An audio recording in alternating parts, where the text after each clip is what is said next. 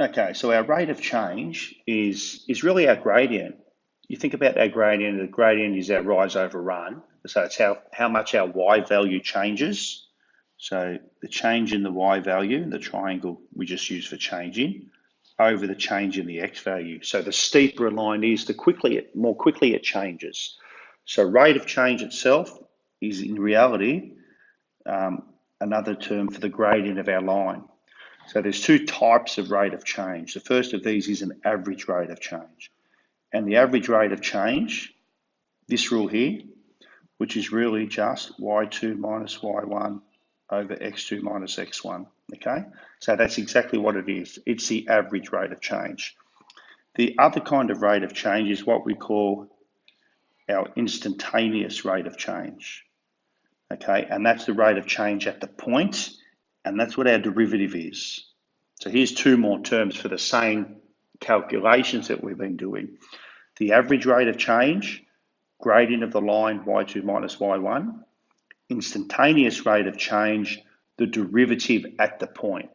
So what is the rate of change at that second, at that moment? All right. So for the function with that particular rule, find the average rate of change for x equal to 2 to 3.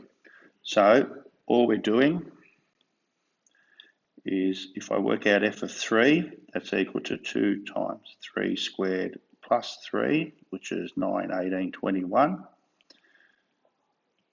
F of 2, which is equal to 2 times 2 squared plus 2, which is 4, 8, which is 10. Therefore, the average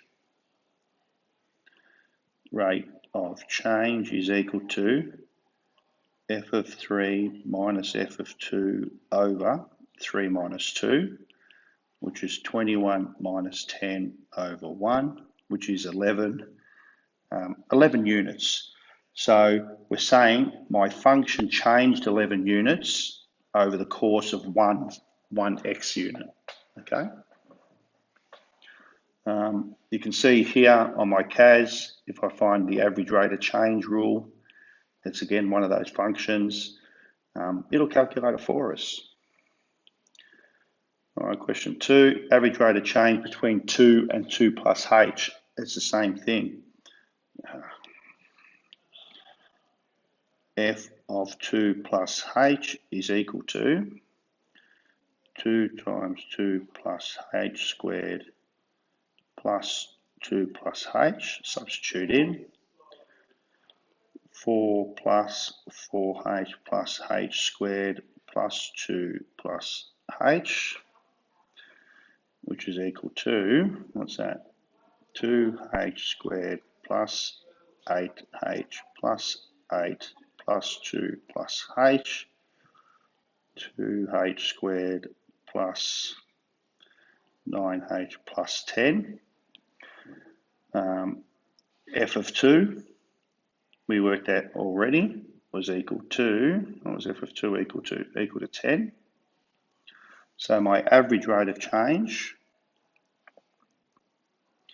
is equal to 2h squared plus 9h plus 10, probably should have used the opposite colours here, minus 10 over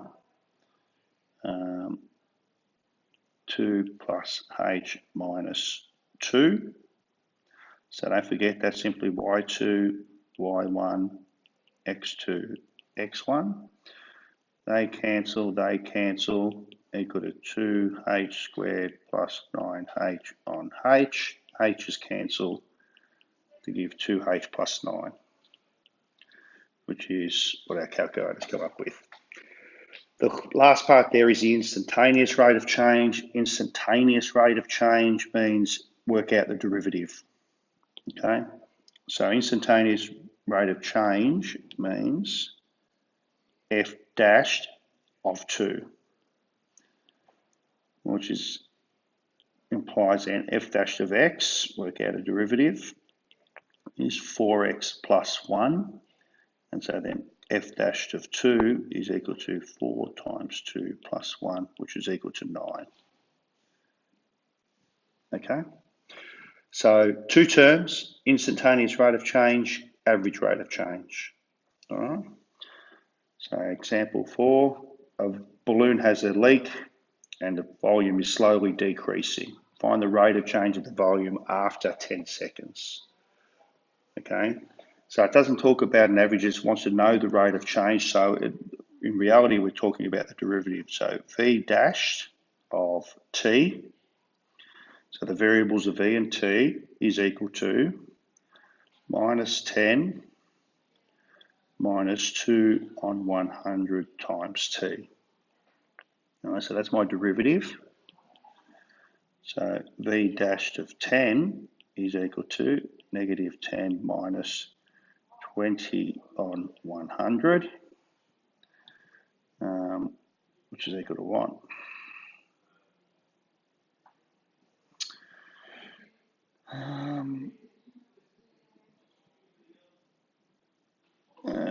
Which is equal to negative 10 and 2/10, which is 1/5. 1/5 centimeters per second. So that's how quickly it's going down. All right. Part 2. What's the rate of change after 20 seconds? V dashed of 20, which is just obviously minus 10 minus 40 on 100, which is equal to negative 10 and 2/5 centimeters per second.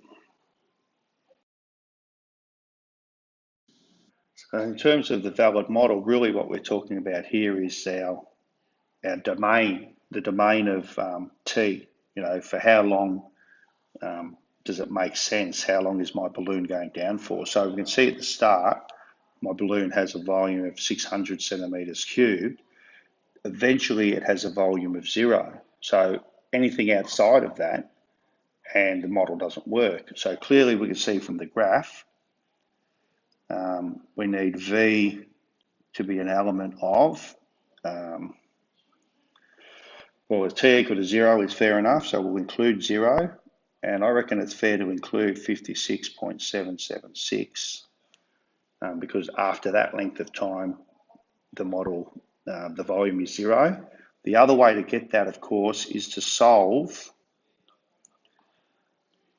600 minus 10t minus 1 on 100 t squared equal to 0. Okay, and that will give us t equal to.